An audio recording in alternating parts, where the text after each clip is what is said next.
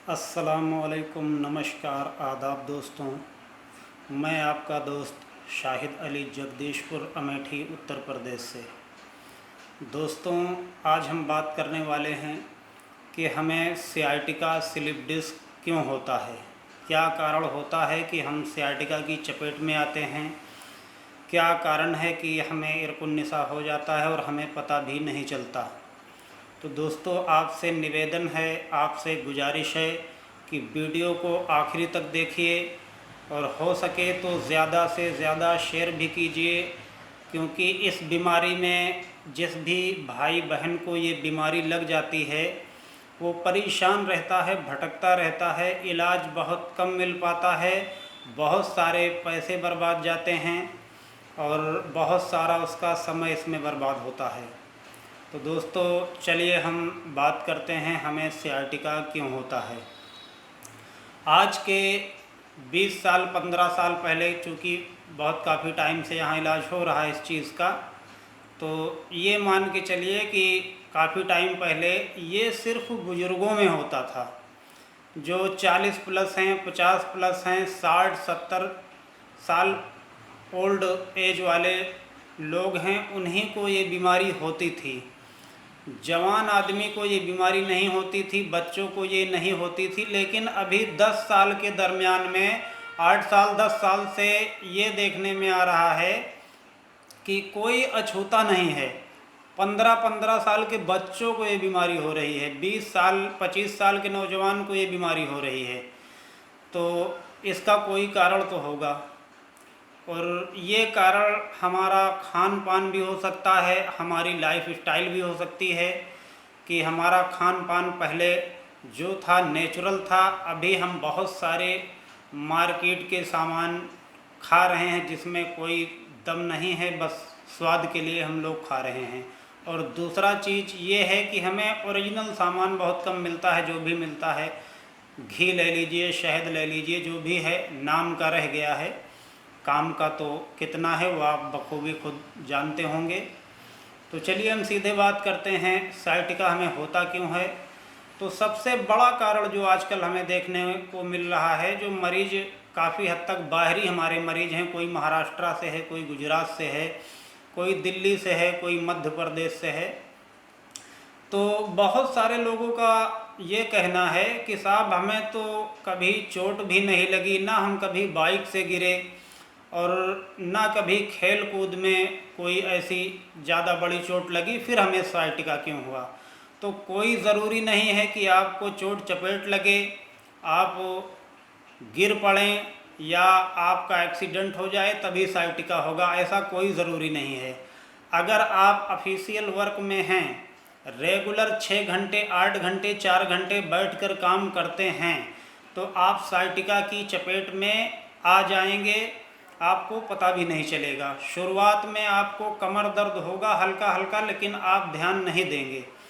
यही आगे चल के साइटिके का रूप धारण करेगा। और पता कब चलेगा, जब आपके पैरों में या किसी एक हिप में दर्द शुरू होगा, तब आपको पता चलेगा कि हमें साइटिका हो चुका है। ठीक है, ये हो गया। तो इसका इसी के साथ मैं हल भी बता दे रहा हूँ। अगर आप ऑफिशियल वर्क में हैं तो उसके बाद आप अगर 1 घंटे काम कर रहे हैं लैपटॉप पे, कंप्यूटर पे, तो आप थोड़ा सा दिशा को चेंज करिए, या 1 मिनट के लिए 30 सेकंड के लिए ही सही खड़े हो जाइए, थोड़ा सा टहल लीजिए, फिर बैठ जाइए, काम करिए, कोई दिक्कत नहीं होगी।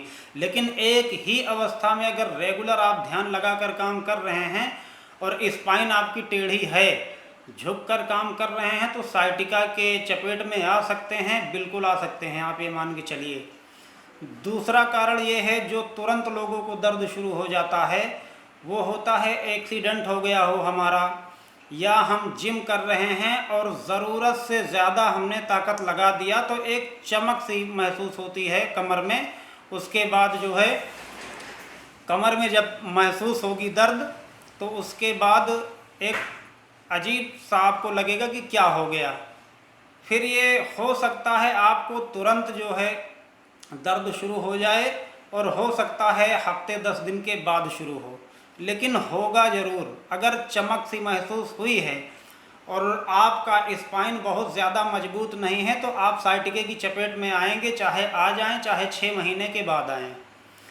तीसरा सबसे बड़ा कारण जो है, और ख़वातीन में यानी महिलाओं में, औरतों में जो देखा जा रहा है साइटिके का, क्योंकि शहर में तो हम नहीं कह सकते, वहाँ तो बाइक भी चलाती हैं, कार भी चलाती हैं महिलाएं, एक्सीडेंट भी होता होगा, चोट भी लगती होगी, लेकिन गाँव में जो हमारे पास प्रॉपर हमारे दवाखाने पे जो पेशेंट आते हैं उनका कहना है कि ना हम कभी गिरे हैं, ना चोट लगी है, और उसके बाद साहब हमें साइटिका हो गया, इरकुन्निसा हो गया। तो उनका मसला जो हमारी पकड़ में आया है, जो हमने उनसे तहकीक की कि क्या क्या दिक्कत होती है आपको, तो वही मैं आपसे शेयर कर रहा हूँ। उनका एक ही कहना था कि साहब हमारा पेट साफ़ नहीं होता है, हमें गैस प्रॉपर रहती है, खट्टी डकारें आती हैं। तो पेट से रिलेटेड ही उन्होंने बताया। तो कोई ज़रूरी नहीं है कि इसमें महिला ही शामिल हो, इसमें पुरुष भी हो सकते हैं। तो इसका मकसद ये हुआ कि अगर आपको प्रॉपर गैस बन रही है, कब्ज़ रहता है, ये मान के चलिए कि आप कभी सुबह में टॉयलेट जा रहे हैं 8 बजे, और कभी ऐसा हो रहा है कि आपको 10 बजे 12 बजे तक टॉयलेट ही नहीं लग रही है, कभी आप 12 बजे टॉयलेट जा रहे हैं और कभी शाम तक भी नहीं जा रहे हैं, मतलब टॉयलेट जाने की आपकी कोई टाइमिंग ही नहीं है, तो ये समझ लो कि ख़तरे से खाली नहीं है।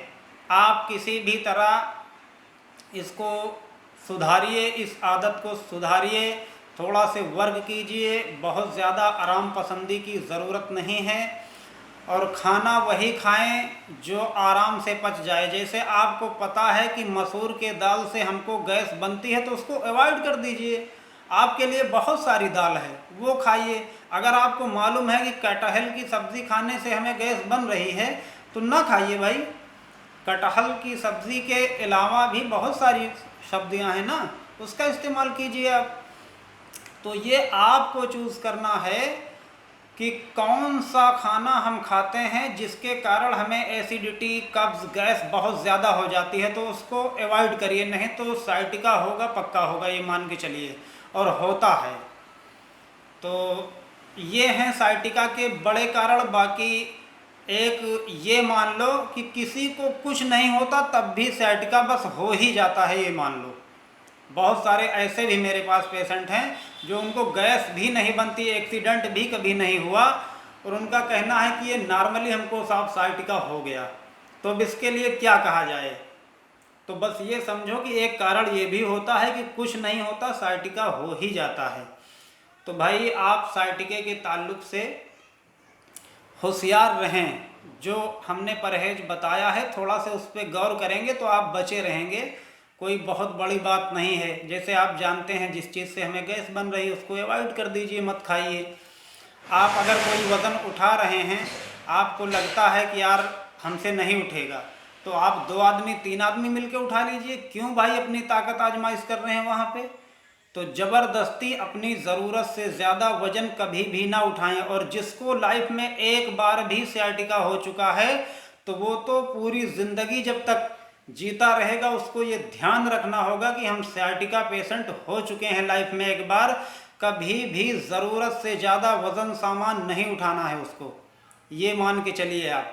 साइटिके का बचाव आपको खुद करना है, दवा से ट्रीटेबल है ये यूनानी के अंदर इसका प्रॉपर इलाज हो जाएगा। लेकिन चूंकि एक बार आप साइटिका के पेशेंट हैं तो आपको एहतियात करना पड़ेगा, ठीक है?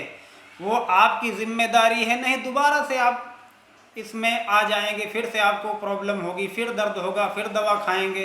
तो इससे बेहतर है कि हम एहतियात करें। और सियाटिका अपने भारत ही में नहीं पूरी दुनिया में चैलेंज बना हुआ है, और फिजियोथेरेपी और कुछ बहुत मामला है।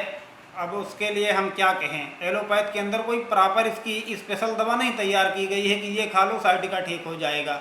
वहाँ पे दर्द निवारक दवाएं देंगे, कुछ कैल्शियम की गोलियां देंगे, उससे कभी भी साइटिका रिकवर नहीं हो सकता है, ये आप गांठ बांध लो। तो साइटिके का आप प्रॉपर इलाज करें। आप किसी हकीम के पास, किसी वैद्य के पास जाते हैं तो उसको पूरी बात बताइए आप, पूरी बात का मतलब ये है कि जो आपकी कंडीशन हो उसमें कुछ छुपाना नहीं है, याद करके पूरी पूरी बात आपको उससे बताना है। जैसे आप सोते हैं रात में तो सुबह उठते हैं तो किसी एक हाथ में या उंगलियों में सुन्नपन या झंझनाहट तो नहीं रहती, पीठ साइड में या गर्दन में या एक कंधे में अकड़न तो नहीं रहती, कमर दर्द बना तो नहीं रहता सुबह के टाइम, या सुबह के टाइम दर्द ज़्यादा तो आपका नहीं बढ़ जाता, बिना दर्द की दवा लिए हुए आप सो पाते हैं या पेन किलर लेकर सोते हैं। ये सारी जानकारी अपने वैद्य से, अपने हकीम से शेयर करेंगे, कुछ भी छुपाना नहीं है।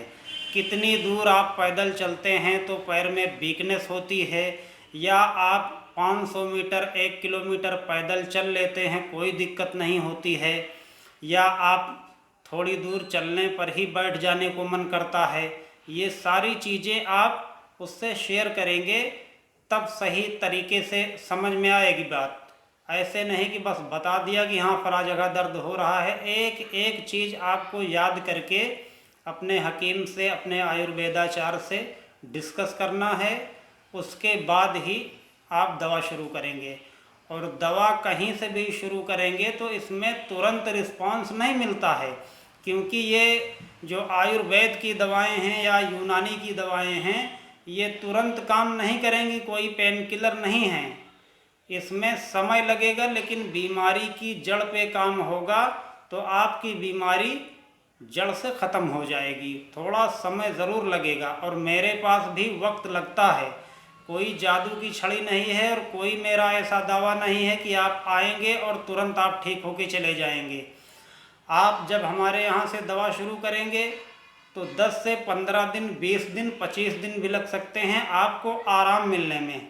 45 दिन के अंदर आपका दर्द चला जाएगा काफ़ी हद तक, अगर बहुत पुराना सियाटिका नहीं है तो।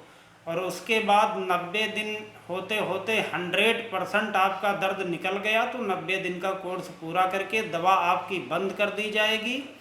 और अगर काफ़ी पुराना मामला है, 5 साल, 10 साल, 8 साल पुराना है, तो अगर 5% क्या 2%, 1% भी दर्द आपका बाकी रहता है, मसलन यूँ समझ लीजिए कि जैसे आप बाइक चलाते हैं या आप बहुत ज़्यादा मेहनत कर लिए और मेरी दवा चल रही है और उसके बाद आपको लग रहा है कि हमें हल्का हल्का दर्द हो रहा है, तब भी आपकी दवा चलेगी जब तक 100% ये पूरी तरह से आप श्योर नहीं हो जाते हैं कि हमें अब कोई दर्द नहीं है, मैं जैसे पहले था, इस बीमारी के होने से पहले सेम वही कंडीशन है, तब आपकी दवा पूरी तरह से बंद कर दी जाएगी।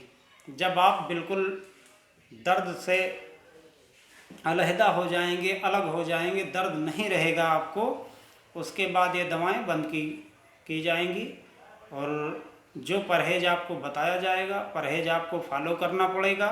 और भी बहुत सारी बातें हैं, वीडियो लंबी हो जाएगी, इसलिए दोस्तों आपसे इजाज़त चाहूँगा और अगली वीडियो बहुत जल्द आपको मैं दूंगा। आपसे गुजारिश है, निवेदन है कि चैनल को सब्सक्राइब कीजिए और लोगों को शेयर भी कीजिए, क्योंकि इस बीमारी में लोग परेशान ज़्यादा होते हैं, अस्पताल के चक्कर काटते रहते हैं, लेकिन मसला ये होता है कि उनको सही इलाज नहीं मिल पाता है, उनको सिर्फ दवाएं मिलती हैं, खाते खाते परेशान हो जाते हैं बेचारे, आराम नहीं मिलता जब तक दवा खा रहे हैं, जब तक आराम है, जैसे ही दवा छोड़ते हैं फिर वही कंडीशन हो जाती है, आखिरी में उनको सर्जरी के लिए बोल दिया जाता है, समय भी बर्बाद होता है, पैसा भी बर्बाद होता है।